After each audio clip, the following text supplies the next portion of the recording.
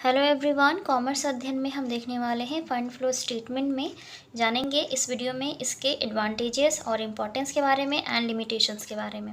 Fund flow statement क्या होता है, फंड की क्या मीनिंग है, फ्लो की क्या मीनिंग होती है, इसके अपने क्या ऑब्जेक्टिव्स होते हैं, इस पर हमने वीडियो बनाया हुआ है। सो आप चैनल पर जा करके उस वीडियो को देख सकते हैं या फिर डिस्क्रिप्शन बॉक्स में या फिर आई बटन पर आपको लिंक मिल जाएगा, उसके थ्रू भी आप उन वीडियोज़ को देख सकते हैं। और fund flow statement and cash flow statement में क्या डिफरेंसेस होते हैं, इसमें बच्चे बहुत कंफ्यूज होते हैं क्योंकि जल्दी दोनों के बीच में डिफरेंसेस नहीं मिलते हैं। मिलते भी हैं तो fund flow statement and balance sheet में डिफरेंस मिलता है आपको, cash flow statement and balance sheet में डिफरेंसेस मिलते हैं, इस तरीके से। So fund flow statement and cash flow statement में क्या डिफरेंसेस होते हैं उस पर भी वीडियो बना हुआ है, तो उसका लिंक भी आपको आई बटन पर मिल जाएगा या फिर चैनल पर विजिट करके आसानी से उस वीडियो को देख सकते हैं। चलिए स्टार्ट करते हैं इस वीडियो को और देखते हैं क्या advantage and importance of fund flow statement. So fund flow statement is an essential tool for the study of working operations and financial position of business. किसी भी बिजनेस इंटरप्राइज के लिए क्या होता है, जो फंड फ्लो स्टेटमेंट है बहुत ही आवश्यक, हम बोलें कि ये एक आवश्यक यंत्र की तरह काम करता है, ठीक है ना। इसेंशियल टूल की तरह इसको यूज़ किया जाता है, जिसके थ्रू आप स्टडीज़ कर सकते हैं जो भी बिज़नेस में वर्किंग ऑपरेशंस हो रहे हैं, काम किए जा रहे हैं, क्रियाकलाप हो रहे हैं, किस तरह से उनका संचालन हो रहा है, चीज़ों को किस तरह से संचालित किया जाता है और क्या फाइनेंशियल पोजीशन है उस बिज़नेस ऑर्गेनाइजेशन या फिर इंटरप्राइज की, आप ये भी जान सकते हैं आसानी से, ठीक है। फाइनेंशियल पोजीशन दैट मीन्स कि उनकी वित्तीय स्थिति क्या है, कितना उनके कैश है, जो कि लिक्विडिटी जिसे आप बोलते हैं उसकी लिक्विडिटी कितनी है। लिक्विडिटी दैट मीन्स कि कितना अमाउंट उनके पास कैश फॉर्म में अवेलेबल है, ठीक है। साथ में कितना फंड अमाउंट है, क्या कैपिटल अमाउंट है, किस तरह से वो शेयर्स और डिबेंचर्स को इशू कर रहे हैं, वहाँ से कितना अमाउंट कलेक्ट करते हैं, ये सारी चीज़ें यहाँ पर आ जाएंगी। अब बात करते हैं इंपॉर्टेंस फॉर मैनेजमेंट। जो भी मैनेजमेंट डिपार्टमेंट होता है किसी भी इंटरप्राइज या बिजनेस ऑर्गेनाइजेशन में, एक मैनेजमेंट डिपार्टमेंट होता है ये जो हर एक चीज़ को मैनेज करने का काम करता है। इनके लिए क्या महत्व रखता है ये फंड फ्लो स्टेटमेंट, वो देखते हैं। So first point is helpful in financial analysis. Financial analysis that means कि वित्तीय विश्लेषण करने में सहायक होता है, सहायता प्रदान करता है। फाइनेंशियल एनालिसिस की उस जो भी बिजनेस है उसमें उसकी कितनी एसेट्स है, मीन्स संपत्तियाँ कितनी हैं और दायित्व कितने हैं। अगर संपत्तियाँ आपको मालूम है तो जब भी आप ये आसानी से डिफाइन कर सकते हैं कि कितनी उन संपत्तियों में, मीन्स एसेट्स में करंट एसेट्स है, कितनी फिक्स्ड एसेट्स है, और अगर लाइबिलिटीज़ है तो कितनी करंट लाइबिलिटीज़ है और कितनी नॉन करंट लाइबिलिटीज़ है। तो जब भी आप टोटल करंट लाइबिलिटीज़ में से टोटल करंट एसेट्स में से टोटल करंट लाइबिलिटीज़ को माइनस करते हैं तो वर्किंग कैपिटल फाइंड आउट हो जाता है, और उसी को हम फंड फ्लो, जो फंड होता है वर्किंग कैपिटल को आप फंड बोलते हैं, ठीक है। तो वर्किंग कैपिटल इजीली आप फाइंड आउट कर लेते हैं। तो वर्किंग कैपिटल क्या होता है, डिफरेंसेस होता है एसेट्स, करंट एसेट्स और करंट लाइबिलिटीज़ के बीच का। Second point is analysis of many perplexing questions. Perplexing questions का मतलब है ऐसे सवाल जो कि मुश्किल होते हैं, मतलब उनके जवाब ढूंढना थोड़ा मुश्किल होता है, ठीक है। तो जो कठिन सवाल होते हैं उनका एनालिसिस आप कर सकते हैं, जो भी कहाँ से क्या क्वेश्चंस क्रिएट हो रहे हैं उन फंड फ्लो स्टेटमेंट को जब आप चेक करेंगे तो ये बहुत ज़्यादा फंड फ्लो स्टेटमेंट सहायक होता है ऐसे सवालों का जवाब ढूंढने में भी, जो आपके सामने कभी आया नहीं होता है। इन दैट केस अगर फंड फ्लो स्टेटमेंट आपके सामने ऐसे क्वेश्चंस खड़ा करता है तो आप उसका एनालिसिस कर सकते हैं और उसका आंसर ढूंढ सकते हैं, ठीक है।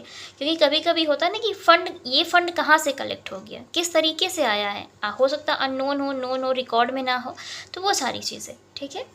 Formation of dividend policy. Formation of dividend policy की बात करें तो हर एक बिजनेस ऑर्गेनाइजेशन अपने कुछ शेयर्स रखता है, शेयर्स को इशू करता है और जो भी शेयर होल्डर्स होते हैं उनको डिविडेंड प्रोवाइड करते हैं, ठीक है। अब डिविडेंड के लिए किन पॉलिसी को उन्हें फॉलो करना है उसका फॉर्मेशन भी फंड फ्लो स्टेटमेंट की सहायता से आसानी से मैनेजमेंट कर सकता है, ठीक है। क्योंकि फंड फ्लो स्टेटमेंट आपके सामने एक फाइनेंशियल पोजीशन को रखता है जिसके आधार पर आप डिसाइड कर पाते हैं क्या प्रॉफिटेबिलिटी है उस बिज़नेस की, उनके बिज़नेस की, और फिर मैनेजमेंट उस प्रॉफिट के बेसिस पर डिविडेंड पॉलिसीज़ को फॉर्मेशन कर पाएगा, डिसाइड कर पाएंगे कि कितने % उन्हें डिविडेंड प्रोवाइड करना है शेयर होल्डर्स को। ठीक है।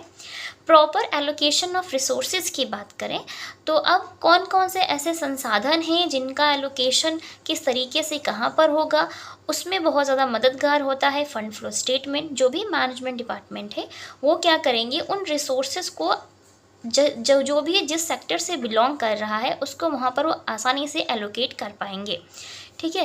रिसोर्सेज की बात, संसाधन दैट मीन्स कि फ़ंड को कलेक्ट करने के क्या संसाधन है, उन फंड को यूज़ करने के किन क्षेत्रों में उसको यूज़ किया जा रहा है पेमेंट के लिए, ये सारी चीज़ें, ठीक है।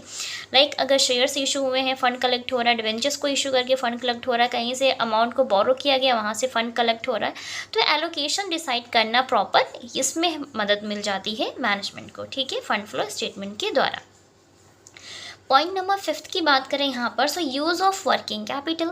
अब वर्किंग कैपिटल जैसा कि हमने बताया था, फंड क्या होता है, आप फंड को वर्किंग कैपिटल बोल सकते हैं। तो वर्किंग कैपिटल कैसे आती है, current assets minus current liabilities, ठीक है, total current assets minus total current liabilities. इतना करने पे वर्किंग कैपिटल आती है। अब उस वर्किंग कैपिटल का क्या यूज़ करना है, कैसे करना है। वर्किंग कैपिटल दैट मीन्स कि डेली बेसिस पर जो भी बिजनेस इंटरप्राइज है उसमें कितना अमाउंट यूज़ हो रहा है, ठीक है, कितना अमाउंट कहाँ से कलेक्ट किया जा रहा है, रिसीव किया जा रहा है, इनफ्लो हो रहा है, आउटफ्लो हो रहा है, ये सारी चीज़ें आसानी से डिसाइड कर पाते हैं। तो जो भी वर्किंग कैपिटल या फंड उनके पास अवेलेबल होते हैं उसका यूज़ आसानी से कर सकते हैं वो, ठीक है, इसके माध्यम से।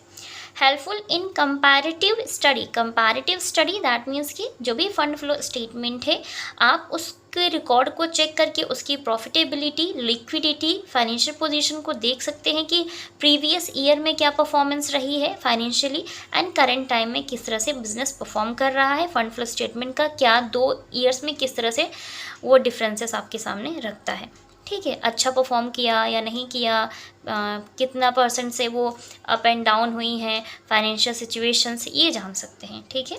Helpful in getting loans. अब लोन्स जाहिर सी बात है, आप जब कहीं भी किसी भी फाइनेंशियल इंस्टीट्यूशन से लोन लेने जाते हैं ना, चाहे वो बैंकिंग इंस्टीट्यूशंस हो या कोई फाइनेंशियल ट्रस्ट है जो आपको लोन प्रोवाइड करते हैं, तो सबसे पहले तो कोई भी पर्सन आपको लोन तभी देगा जब आपके पास एक प्रॉपर आपकी जो पोजीशन है क्लियर होगी उनके सामने कि हाँ आप उनके उस लोन अमाउंट को जो लिया है आपने एक टाइम पर वापस कर सकते हैं। अगर आप उस पोजीशन में हैं तभी कोई सामने वाला इंसान लोन प्रोवाइड करता है, ठीक है। तो fund flow statement financial position को शो करता है, फंड्स की पोजीशन को शो करता है, तो ऐसे में बहुत ज़्यादा हेल्प हो जाती है लोन लेने के लिए, ठीक है।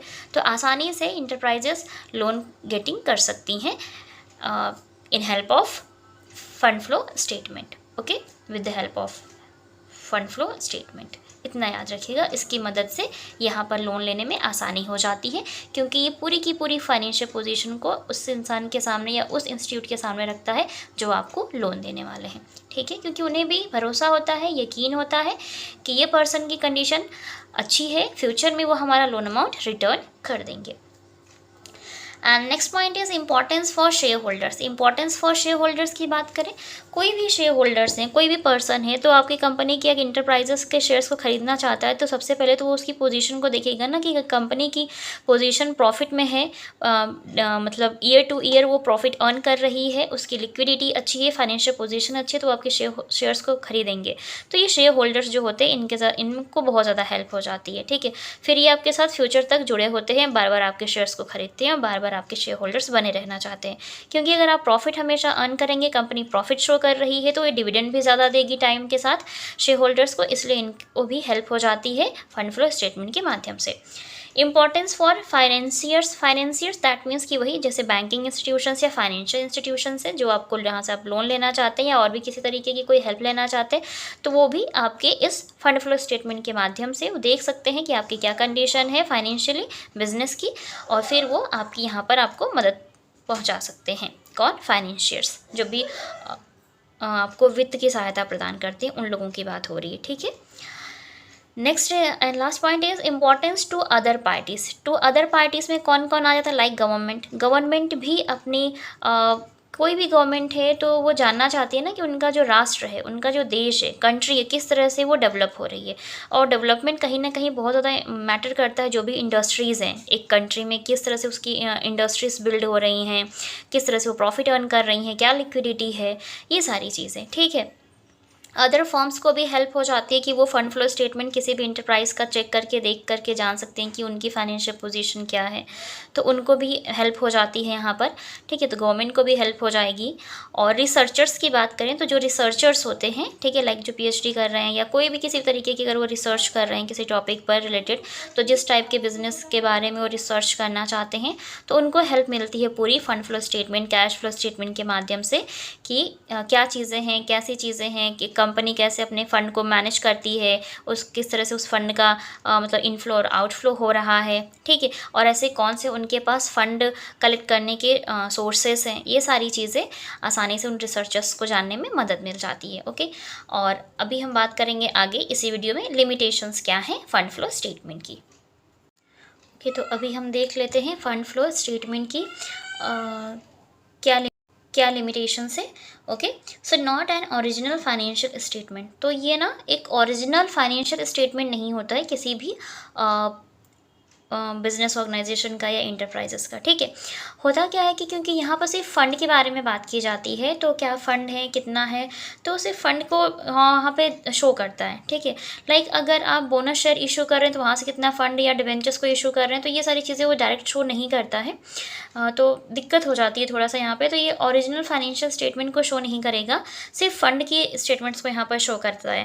ठीक है, कि जैसे कि आप वर्किंग कैपिटल, तो वर्किंग कैपिटल फंड वही होता है जो डेली बेसिस पर आप यूज़ कर, लेकिन प्रॉपर उसकी फाइनेंशियल पोजीशन कितनी है, बाकी सारी चीज़ें कितनी है, फिक्स्ड एसेट्स क्या है, ठीक है, नॉन करेंट लायबिलिटीज़ क्या है, तो इसको ये शो नहीं करता। तो आप ये नहीं बोल सकते कि ये एक ओरिजिनल फाइनेंशियल स्टेटमेंट है। ठीक है, तो ये फाइनेंशियल ओरिजिनल स्टेटमेंट नहीं होता है।